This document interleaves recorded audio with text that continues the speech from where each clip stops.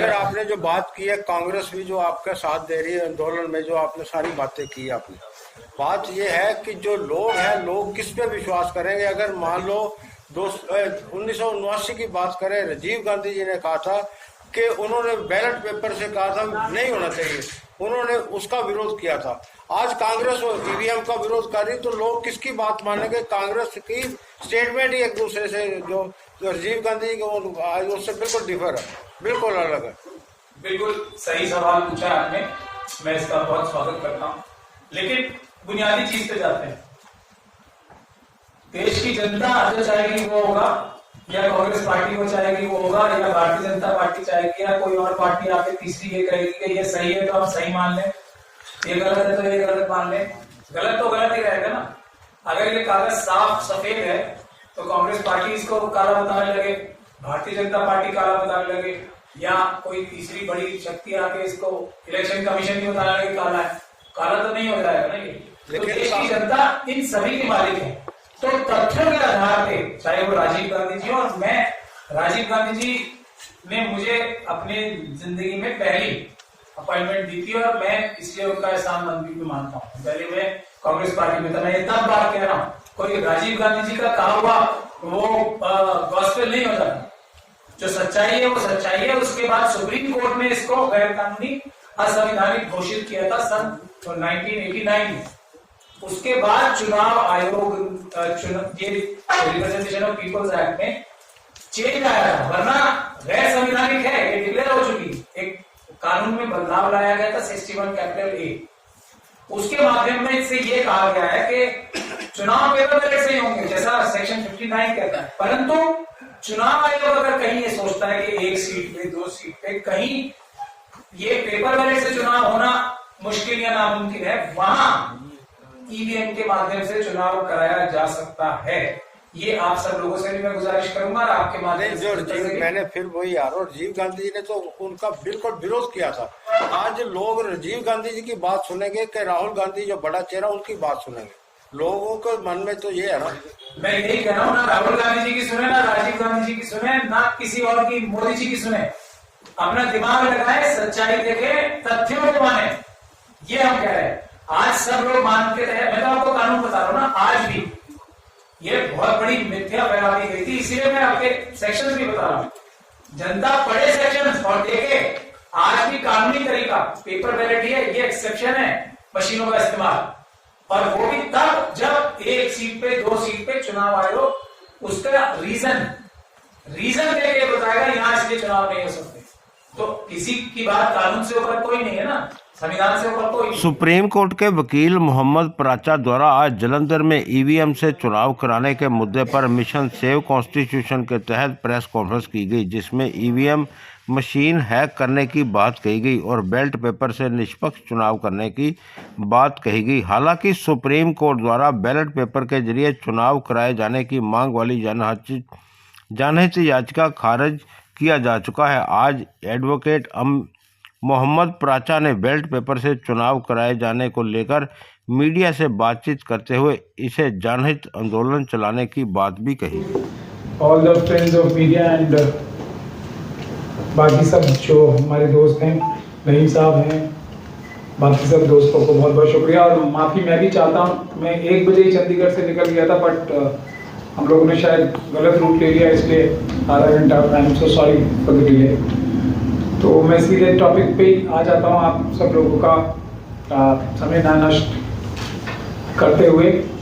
भारत के संविधान और भारत के लिए सबसे महत्वपूर्ण विषय अगर कोई है तो वो जो बाबा साहब डॉक्टर भीमराव अंबेडकर ने जो एक वोट का अधिकार देके सबको बराबर का अधिकार देकर इस देश का सबको बराबर का हिस्सेदार और मालिक जो बनाया था, अगर किसी सरकार के पास ऐसा कोई तरीका, किसी पॉलिटिकल पार्टी के पास ऐसा कोई तरीका आ जाए कि जनता की आवाज़ कुछ हो, जनता किसी और को वोट दे रही हो लेकिन सरकार किसी और की बन जाए, तो आप सोच सकते हैं कि ये भारत देश के लिए कितनी खतरनाक बात होगी। फिर तो ना किसान कितना आंदोलन करते रहे, बेरोजगार कितना आंदोलन करते रहे, महिलाओं के साथ जो अत्याचार होते रहे, पूरा चाइना पूरा देश में से हमारे जो सुब्रमण्यम स्वामी साहब कहते हैं 4,500 किलोमीटर जगह खा गया।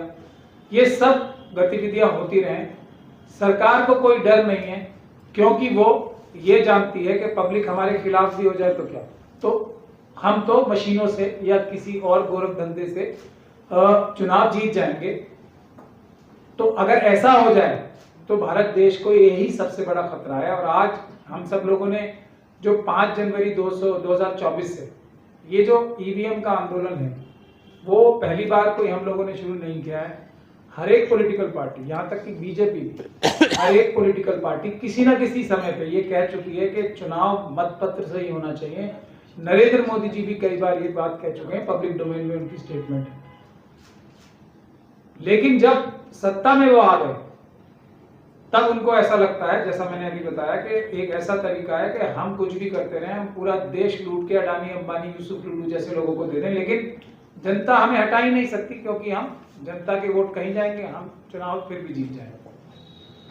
तो ये कोर्ट अदालतों में भी, और चुनाव आयोग ने जो चुनाव आयोग की नियुक्ति की तरीका था वो आप सब लोग जानते हैं। वो सुप्रीम कोर्ट की जजमेंट आई एक, जिसमें ये कहा गया कि जो चुनाव आयुक्त को नियुक्त करने की जो प्रक्रिया होगी उसमें एक तरफ रूलिंग पार्टी का यानी कि प्रधानमंत्री जी होंगे, एक तरफ लीडर ऑफ द ऑपोजिशन होंगे, और एक चीफ जस्टिस साहब जो इंडिया के हैं वो रहेंगे।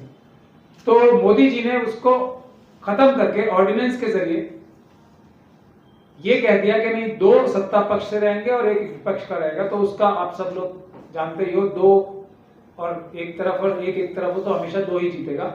और उस बुनियाद पे राजीव कुमार जी और दूसरे जो 2 अभी इलेक्शन कमिश्नर्स हैं उनको बना दिया गया, अपनी जेब से बना दिया गया, ऐसा हम इल्जाम लगाते हैं। एक और गोयल साहब थे जिन्होंने इस्तीफा दे दिया प्रेशर में आके, इसी लोकसभा चुनाव से पहले एक इलेक्शन कमिश्नर साहब ने इस्तीफा दिया कि वो शायद मशीनों में इतनी गड़बड़ करने के लिए तैयार नहीं होंगे। हमारा यही इल्जाम है, आज तक कोई जवाब इस बात का दिया नहीं। खैर, सुप्रीम कोर्ट के सामने भी और इलेक्शन कमीशन हमेशा ये कहता है कि ये मशीनें जो हैं ये सच्ची हैं, इसमें से बेईमानी नहीं होती। बेईमानी हो सकती है, लेकिन हमने इतनी सुरक्षा कवच इसे पहना रखे हैं, इतनी चौकीदार हर लेवल पे खड़े कर रखे हैं कि इसमें गड़बड़ी नहीं हो सकती, हम गड़बड़ी नहीं होने देते। और यही एफिडेविट उन्होंने सुप्रीम कोर्ट में भी दिया, जो अप्रैल में 2024 की जजमेंट आई थी, जिसकी बुनियाद पे सुप्रीम कोर्ट में वो पिटीशन डिसमिस की। अब हमने सोचा कि ये चुनाव आयोग तो सरासर झूठ बोल रहा है, चुनाव आयोग मशीन हाथ में देगा नहीं और ये कहेगा कि मशीनें सच्ची हैं, आप सब मान लो क्योंकि मैं कह रहा हूं। ये तो कोई बात नहीं हुई। भारत का जो कानून भी है, रिप्रेजेंटेशन ऑफ पीपल्स एक्ट या आर्टिकल 324 या 329, सीधे सीधे जो हमारे देश का कानून है, इंस्टीट्यूशनली संवैधानिक रूप से और संस्थागत रूप से, उसकी बुनियाद यह है कि चुनाव आयोग पे नागरिकों को और पॉलिटिकल पार्टीज को यकीन नहीं करना है। ये एक समझने वाली बात है। ये हमारा सिस्टम है कि चुनाव आयोग पे बिल्कुल चुनाव कराने के लिए भरोसा नहीं करना है। इसीलिए चुनाव आयोग को हर स्टेज पे, आप लोग देखते होंगे वोट चुनाव के टाइम पे जाते होंगे, पॉलिटिकल पार्टीज के रिप्रेजेंटेटिव बूथ के अंदर बैठे होते हैं ये देखने के लिए कि ईमानदारी से चुनाव हो रहा है कि नहीं हो रहा है। हर स्टेज पे ऐसे प्रावधान हैं कि ना सिर्फ पॉलिटिकल पार्टीज को, कैंडिडेट्स को, बल्कि वोटर्स को भी चुनाव आयोग से सवाल करने का प्रावधान हर स्टेज पर। ये इसीलिए है कि कानून और संविधान नहीं चाहता कि चुनाव आयोग पर ट्रस्ट किया। खैर, हमने ये देखा कि सिर्फ एक तरीका ऐसा है कि जब मशीनों को हम हाथ में ले सकते हैं, इसीलिए मैंने रामपुर से सिर्फ इसी पर्पज से चुनाव लड़ा। और मशीनों के खिलाफ वीडियोग्राफी के माध्यम से हमने खुद जो की, और सीसीटीवी फुटेज से, और दूसरे कागजात जो हमने खुद अपनी हाथ से दिए थे उसके माध्यम से डायरेक्ट सबूत ये जुटाए कि चुनाव में मशीनों में हेरफेर होती है वीडियोग्राफी के माध्यम से। हमारे पास ऐसी भी वीडियोग्राफी हैं जो हमने पब्लिक डोमेन में भी डाली, जिसमें यह साफ नजर आ रहा है कि सैकड़ों मशीनों के साथ छेड़छाड़ और हेराफेरी हो रही है पब्लिकली।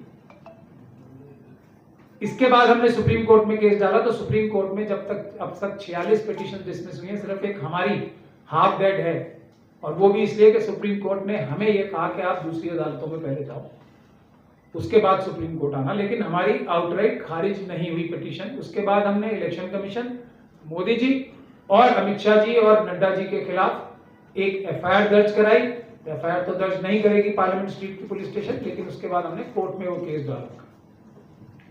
ये इसका बैकग्राउंड है। लेकिन अब इसका एक दूसरा एंगल भी है। 5 जनवरी 2024 से जब सड़क पे आंदोलन मिशन सेव कॉन्स्टिट्यूशन ने शुरू किया सुप्रीम कोर्ट के बाहर और इलेक्शन कमीशन के बाहर, तो हम पे बहुत सारी प्रताड़नाएं हुई। इसका जिक्र अभी किया भी जा रहा था। हमें अरेस्ट भी किया गया, लाठी चार्ज भी हुआ, जेल भी डाला, सब कुछ हुआ, लेकिन हम लोगों ने आंदोलन रोका नहीं। कुछ लोग हमारे साथी जो थे वो हमें छोड़ के चले गए। जो कांग्रेस पार्टी है, इंडिया गठबंधन के लोग भी आए थे, दिग्विजय सिंह जी आए थे, वो लोग भी सब हमें छोड़ के चले गए। लेकिन मिशन कॉन्स्टिट्यूशन, सेव कॉन्स्टिट्यूशन ने ये सबसे अहम जरूरत समझते हुए ये आंदोलन नहीं छोड़ा। हम लोग पब्लिकली भी प्रोटेस्ट करते रहे और कोर्टों में भी केस डालते रहे। फिर हरियाणा का इलेक्शन आ गया। हरियाणा के इलेक्शन के बाद तो आपके पड़ोस का ही स्टेट है, बिल्कुल साफ हो गया कि धांधलेबाजी पूरी ताकत से की जा रही है। फिर हमने 15 नवंबर को एक प्रोटेस्ट किया ऑल इंडिया कांग्रेस कमेटी के दफ्तर के बाहर, ये कहते हुए कि कांग्रेस की लीडरशिप तो ये चाहती है पेपर बैलेट से चुनाव हो, लेकिन हर पॉलिटिकल पार्टी में स्लीपर सेल्स, कांग्रेस में, दूसरी पार्टीज में ये डाल रखे हैं जो इस आंदोलन को कमजोर करें, लीडरशिप को भटकाते रहें या किसी और दूसरी जगह उनका ध्यान डाइवर्ट करते रहें। 15 नवंबर के बाद 20 तारीख के आसपास ये महाराष्ट्र का चुनाव आ गया। तब तो ये बिल्कुल एक एक व्यक्ति को ये पता लग गया कि किस प्रकार की बड़ी धांधलेबाजी हुई है। 45 लाख के करीब वोट बढ़ाए गए लोकसभा के चुनाव और असेंबली के चुनाव के बीच में। ये एक अलग तरह की धांधलेबाजी हुई और मशीनों का जो हशर हरियाणा में था उससे भी ज्यादा बुरा हशर महाराष्ट्र में हुआ और ये नतीजे सामने आए।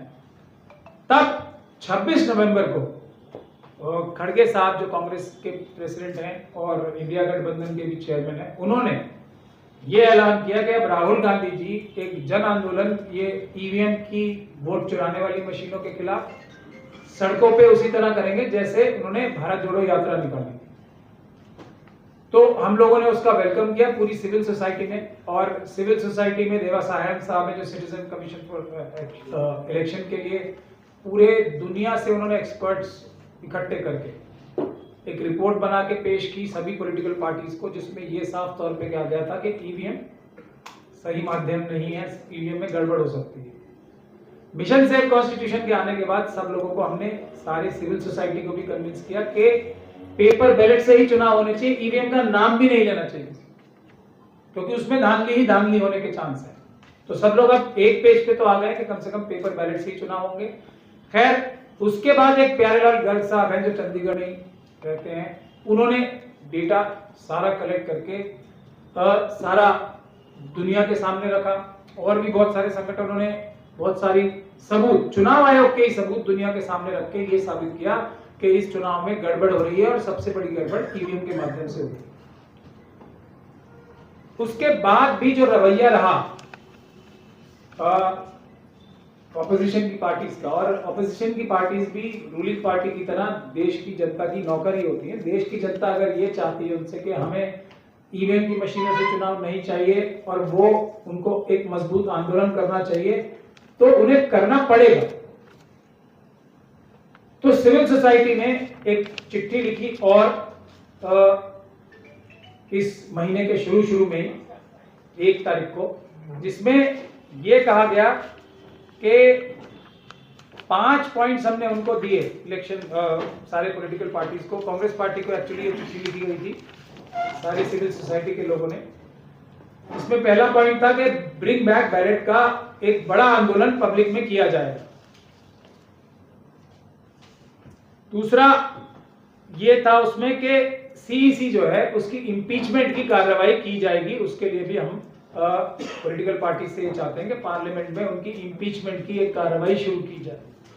तीसरा एक बड़ा जो पॉइंट दिया गया था कांग्रेस पार्टी को भी कि ये जो हम इलेक्शन पिटीशन डालेंगे हरियाणा में 17-18 और लोकसभा के चुनाव में 90 से ज्यादा पिटीशन डली हुई, लेकिन वो केसेस जीतेंगे तो, क्योंकि ईवीएम के माध्यम से इतने सबूत तो हमारे पास हैं कि देश में कोई भी चुनाव रद्द कराया जा सकता है। लेकिन उसमें डिफिकल्टी जो आती है वो ये आती है कि चुनाव की पिटीशन आमतौर पे 5 साल के बाद ही फैसला होता है। तो चुनाव की पिटीशन जीतने के बाद भी मतलब वही स्थिति रह जाती है कि operation successful but patient dead. तो उसके लिए भी एक आंदोलन की शक्ल बनाई गई। हमने रिक्वेस्ट की कांग्रेस पार्टी से कि आप हमारे साथ आके बड़ा आंदोलन इस बात के लिए भी हो कि जैसे रिप्रेजेंटेशन ऑफ पीपल्स एक्ट में लिखा है साफ तौर पे कि 6 महीने के अंदर अंदर इलेक्शन पिटीशन डिसाइड होनी चाहिए, तो कोर्ट्स जो है अदालतें वो 6 महीने के अंदर ही पिटीशन डिसाइड करें। तो इस तरीके से एक 5वां पॉइंट जो रखा गया वो ये रखा गया कि जो पॉलिटिकल पार्टीज के अंदर जो स्लीपर सेल्स हैं उनको भी निकालने के लिए पूरी कार्रवाई की जाए। उसके बाद मिशन सेव कॉन्स्टिट्यूशन की पूरी देश की सिविल सोसाइटी ने ये जिम्मेदारी लगाई है कि फील्ड ऑपरेशन किया जाए। जो पीसफुल प्रोटेस्ट होगा उसका खाका हम लोग बनाएं और उस पर अमल करें।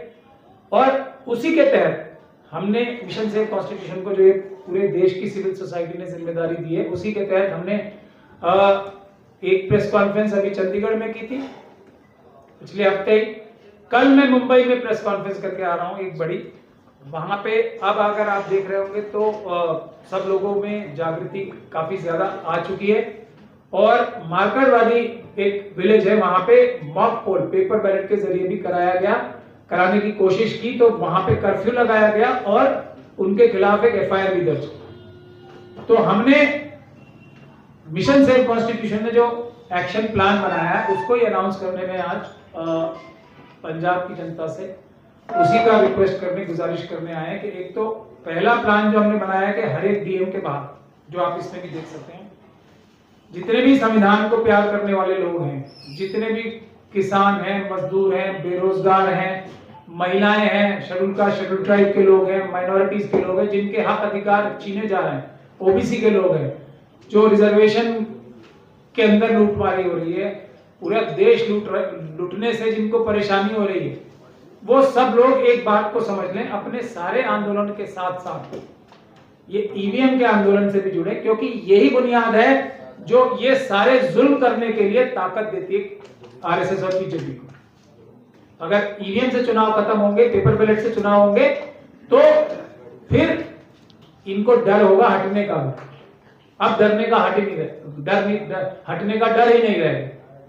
तो पहला तो ये कि हर एक डीडीएम के बाहर, डीएम के ऑफिस के बाहर छोटा ही आंदोलन, लेकिन परमानेंट सिट इन धरना जिसे कहते हैं, वो 11 से 21 लोग तक लोग लगाएं। तो अगर आपने जो बात की है, कांग्रेस भी जो आपका साथ दे रही है आंदोलन में, जो आपने सारी बातें की, आपने बात ये है कि जो लोग हैं, लोग किस पे विश्वास करेंगे? अगर मान लो 1979 की बात करें, राजीव गांधी जी ने कहा था कि उन्होंने बैलेट पेपर से कहा था नहीं होना चाहिए, उन्होंने उसका विरोध किया था। आज कांग्रेस ईवीएम का विरोध कर रही, तो लोग किसकी बात मानेंगे? कांग्रेस की स्टेटमेंट ही एक दूसरे से जो राजीव गांधी को उससे बिल्कुल डिफर है, बिल्कुल अलग है। बिल्कुल सही सवाल पूछा आपने, मैं इसका बहुत स्वागत करता हूँ। लेकिन बुनियादी चीज पे जाते हैं। देश की जनता जो चाहेगी वो होगा, या कांग्रेस पार्टी वो चाहेगी वो होगा, या भारतीय जनता पार्टी चाहेगी, या कोई और पार्टी आके तीसरी ये कहेगी कि ये सही है तो हम सही मान लें, ये गलत है तो ये गलत मान लें। गलत तो गलत ही रहेगा ना। अगर ये कागज साफ सफेद है तो कांग्रेस पार्टी इसको काला बताने लगे, भारतीय जनता पार्टी काला बताने लगे, या कोई तीसरी बड़ी शक्ति आके इसको इलेक्शन कमीशन भी बताने लगे काला है। काला तो नहीं हो जाएगा ना ये। तो देश की जनता इन सभी की मालिक है। तो तथ्यों के आधार पे, चाहे वो राजीव गांधी जी हो, और मैं राजीव गांधी जी ने मुझे अपने जिंदगी में पहली अपॉइंटमेंट दी थी और मैं इसलिए उनका एहसानमंद भी मानता हूँ। पहले मैं कांग्रेस पार्टी में था। मैं ये तब बात कह रहा हूँ, कोई राजीव गांधी जी का कहा हुआ वो गॉस्पेल नहीं हो जाता। जो सच्चाई है वो सच्चाई है। उसके बाद सुप्रीम कोर्ट ने इसको गैर कानूनी असंवैधानिक घोषित किया था सन 1989 में। उसके बाद चुनाव आयोग ये रिप्रेजेंटेशन ऑफ पीपल्स एक्ट में चेंज आया था, वरना गैर संवैधानिक है, ये डिक्लेयर हो चुकी। एक कानून में बदलाव लाया गया था 61 कैपिटल ए, उसके माध्यम में से ये कहा गया है कि चुनाव पेपर बैलेट से ही होंगे, जैसा सेक्शन 59 कहता है। परंतु चुनाव आयोग अगर कहीं ये सोचता है कि एक सीट पे, 2 सीट पे कहीं ये पेपर बैलेट से चुनाव होना मुश्किल या नामुमकिन है, वहां ईवीएम के माध्यम से चुनाव कराया जा सकता है। ये आप सब लोगों से भी मैं गुजारिश करूंगा और आपके माध्यम से मैंने फिर वही यार, राजीव गांधी जी ने तो उनका बिल्कुल विरोध किया था। आज लोग राजीव गांधी जी की बात सुनेंगे कि राहुल गांधी जो बड़ा चेहरा उनकी बात सुनेंगे? लोगों के मन में तो ये है ना। मैं यही कह रहा हूँ, ना राहुल गांधी जी की सुने, ना राजीव गांधी जी की सुने, ना किसी और की, मोदी जी की सुने। अपना दिमाग लगाए, सच्चाई देखे, तथ्यों को माने, ये हम कह रहे हैं। आज सब लोग मानते थे, मैं तो आपको कानून बता रहा हूँ ना, आज भी ये बहुत बड़ी मिथ्या फैला दी गई थी, इसीलिए मैं आपके सेक्शंस भी बता रहा हूँ। जनता पढ़े सेक्शंस और देखे, आज भी कानूनी तरीका पेपर बैलेट ही है, ये एक्सेप्शन है मशीनों का इस्तेमाल, और वो भी तब जब 1 सीट पे, 2 सीट पे चुनाव आयोग उसका रीजन देके बताएगा यहाँ इसलिए चुनाव नहीं हो सकते। तो किसी की बात कानून से ऊपर कोई नहीं है ना, संविधान से ऊपर कोई नहीं है। ये जो है मिशन सेव कॉन्स्टिट्यूशन, इसमें कौन कौन आपका सहयोगी है इस वक्त में? इसमें देखिए, हम वकील इसमें बेसिकली हैं, ज्यादातर SC ST OBC और माइनॉरिटीज के लॉयर्स, सोशल एक्टिविस्ट। कौन से पाटिल साहब हमारे एडवाइजर हैं, बजाज हबीबुल्लाह साहब हमारे एडवाइजर हैं। पूरे देश में इसकी शाखाएं, और नईम साहब यहाँ पे इसको पंजाब के लिए इसको देखें।